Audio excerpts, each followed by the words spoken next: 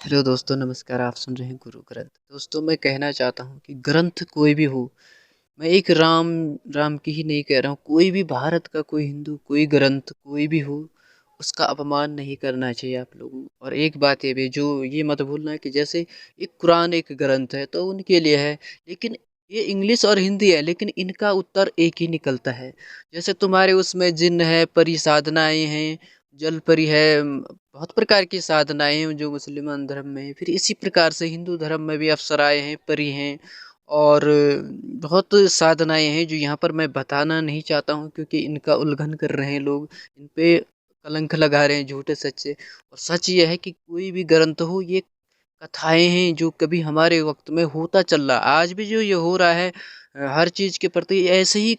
कभी जाति धर्मों के लिए बँटवारा हो रहा, तो कभी कुछ हो रहा, कभी देश के टुकड़े कर रहे थे, कभी कुछ कर रहे हैं, कभी कुछ कर रहे हैं। तो यही कथाएँ बनती रही, लेकिन सच यही है कि कोई जो रामायण है, महाभारत है, ये घटना हो चुकी हैं, तब ये जाकर लिखा जाता है, तो इनका अपमान नहीं करना चाहिए। कोई साधु संत कोई भी हो, इनका अपमान नहीं करना चाहिए। हाँ, सब नहीं होते हैं गंदे, कुछ बहुत अच्छे भी होते हैं, तो समझना चाहिए आप लोगों को। ये तो आपको समझना चाहिए कौन बुरा और कौन अच्छा, यही तुम्हें पहचानना नहीं आया तो फिर कैसे समझोगे? समझना चाहिए, ये बात बहुत बड़ी बात। और एक बात ये बताई है, पढ़ाई करने की कोई उम्र नहीं होती है, कोई जात नहीं होती, कोई रंग नहीं होता है। हाँ, जिसको जैसे गुरु ज्ञान देगा वैसे बनाया जा सकता है।